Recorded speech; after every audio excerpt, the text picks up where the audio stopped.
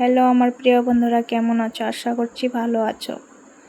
তো দেখো, আমি সকাল সকালে চা বানিয়ে নিচ্ছি, চা খাবো বলে। তো চাটা বানানো হয়েই গেল প্রায়, অল্প আছে। আজকে নতুন প্রসেসে চা করছি। চার কালারটা কীরকম আসছে একবার দেখো তো বন্ধুরা, অনেক সুন্দর। সকাল সকাল অনেক গরম পড়েছে, ঘেমে আমি একদম পুরাই হয়ে গেছি। দেখো, আমি চাটা আবার লাড়া দিচ্ছি। এই তো চা হয়ে গেল, এখন খেয়ে নিব।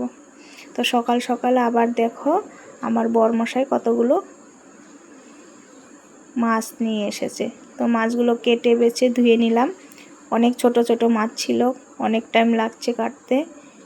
কোমর আমার পুরো ব্যথা হয়ে গেছে মাছ কাটতে কাটতেই। তো দেখো, নদীর মাছ তো কত ছোট ছোট চিংড়ি মাছ আনছিল। তো চিংড়ি মাছগুলো তো প্রথমে দেখে অনেক রাগ করেছি আমি বরমশাইয়ের সাথে। তারপরে ভাবলাম না, ধৈর্য সহকারে বেচেই নেই, খেতে অনেক টেস্ট হবে এইগুলোই। তো দেখো, সব বেছে ধুয়ে টুয়ে নিয়েছি। এগুলো বাটা করব, তার জন্য করি নাইকা ভালো করে। আর এই যে বাটিরগুলো ভালো করে বেছেছি, আর সঙ্গে অল্প পেঁয়ালি মাছ ছিল, বেগুন দিয়ে রান্না করব। তো মাছগুলো ভাজা হয়ে গেছে দেখো। তো আমি এখন মশলাটা কষাচ্ছি। মশলাটা কষানোর পরে আমি আলু আর বেগুনগুলো কেটে রেখেছি, ওইগুলো দিয়ে দিব। তো দেখো, মশলাটা এখনও কষানো হয়ই নেই, কষাচ্ছি হয় না, দেরি হচ্ছে কেন, তাড়াতাড়ি। তো এই দেখো হয়ে গেছে। এখন এই সবজিগুলো দিয়ে দিলাম। তো বন্ধুরা, তোমরা কীরকমভাবে রান্না করো? আমি তো এরকমভাবে রান্না করি, আবার কখনো সবজিগুলো ভেজে নেই। তো যেদিন যেরকম মনে হয় ওই দিন ওরকমই করি, এক এক দিন এক একভাবে করি। তো আজকে খেতে অনেক ভালোই হয়েছিল, এইভাবে করেছিলাম।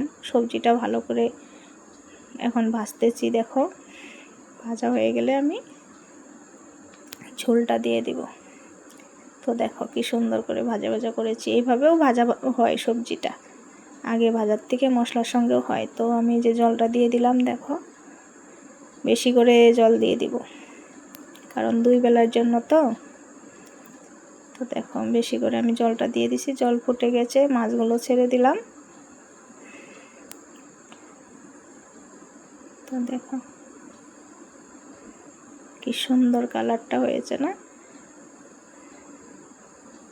তো ঝোলটা অনেক টেস্ট হয়েছিল। আর সঙ্গে করেছিলাম কচু বাটা চিংড়ি মাছ দিয়ে, আর করেছিলাম কলমি শাক ভাজা।